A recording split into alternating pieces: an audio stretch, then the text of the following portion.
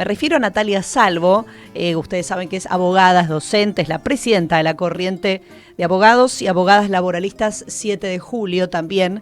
Nati Salvo, bienvenida, ¿cómo estás? ¿Qué tal? ¿Cómo andan todos y todas? Y la gran familia de la radiográfica, ¿cómo están? Muy bien, Nati. Teníamos muchas ganas de hablar con vos en una semana en la cual, bueno, hubo una medida de fuerza, este paro nacional del transporte, pero más allá de eso, y muy particularmente aquí viene el tema en cuestión, fue tanto la utilización de la aplicación oficial Mi Argentina, como distintos audios que se escuchaban, por ejemplo, en las estaciones de tren y en distintos sectores ese día, el día miércoles, el día del paro, en el cual se llegaban mensajes donde directamente se los mencionaba a Pablo Moyano y a Pablo Viró sobre la adhesión a la huelga y sobre un sostenimiento supuesto de sus privilegios y que no te permitían trabajar, ¿no? Este era el mensaje un poco del gobierno en trazo grueso. ¿Qué analizás, qué mirada tenés respecto de este hecho político del miércoles? La verdad que es no solamente una mirada profundamente antisindical, estigmatizante, de la cual el macrismo ya no tenía acostumbrado, sino que es una mirada profundamente fascista, vamos a decirlo así, de este modo. ¿Por qué lo digo? Porque una troika incluso de situaciones profundamente antisindicales que vinieron de la mano de el tándem Santiago Caputo-Julio Cordero, esto de la utilización de instrumentos o herramientas públicas de Argentina, los altos parlantes en las estaciones de trenes, mencionando de manera singular a los nombres propios de los dirigentes gremiales que no hacían más que ejercer un derecho constitucional, ¿no? Esto que parece una verdad de perogrullo hay que repetirlo infinidad de veces. Nada que es un derecho puede ser un privilegio, ni puede ser un delito o un acto ilícito. Bueno, el derecho a la protesta, que también a nivel general, para las organizaciones libres del pueblo, o para un ciudadano individual, que está cercenando desde un tiempo a esta parte este gobierno, lo hace a nivel particular para las organizaciones gremiales y en materia de derecho de huelga o acción gremial, también este gobierno. Lo que pasa es que ya lo hace desde lo institucional, desconociendo derechos constitucionales, pero además algo que puede generar, Úrsula, una responsabilidad internacional. Hace muy poquito, la Convención Interamericana de Derechos Humanos, que es la única intérprete de la Convención Americana de Derechos Humanos, sacó una opinión consultiva, que es la número 27 en el año 2021. Sí. Instó a los 3 poderes de los Estados miembros, entre los cuales está Argentina, a que no solamente respeten la huelga, sino que garanticen el ejercicio del derecho de huelga.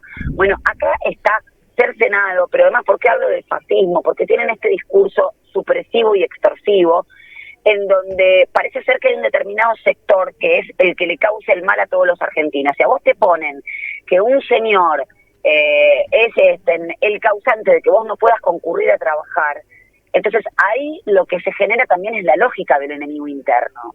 Cuando en vez de hablar de eso tendríamos que hablar de cuáles son los motivos que llevaron a los gremios a adoptar esta medida de fuerza. La pérdida del poder adquisitivo del salario con un proceso inflacionario tremendo, la venta del patrimonio nacional, la privatización de empresas estratégicas, el salario de hambre de los jubilados y las jubiladas.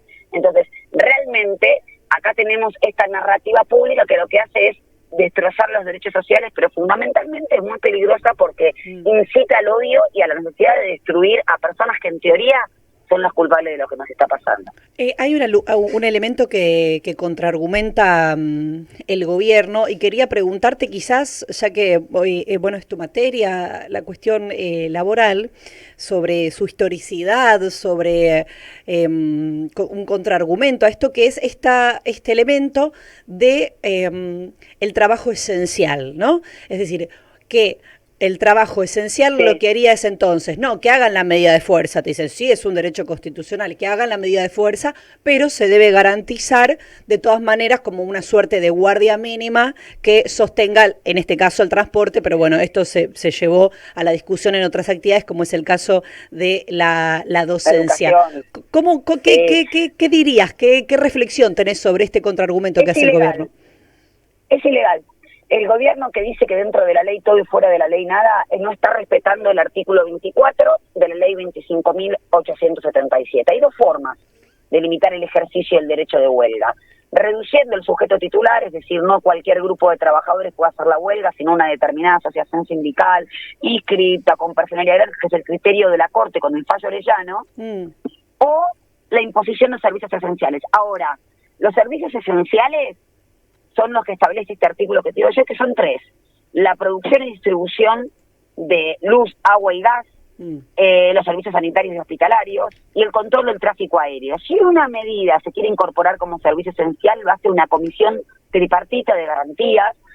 ¿Y bajo qué parámetro lo hace? Bajo el parámetro de la OIT, que es que si la extensión territorial de la medida o la duración de la medida de fuerza en el tiempo afecta la salud, la seguridad o la vida de toda parte de la población, ahí se puede evaluar. Pero estamos hablando de un derecho constitucional, que por eso es tan sensible limitarlo, porque es la única forma que encuentra el sistema jurídico para liberar la atención de la puja distributiva.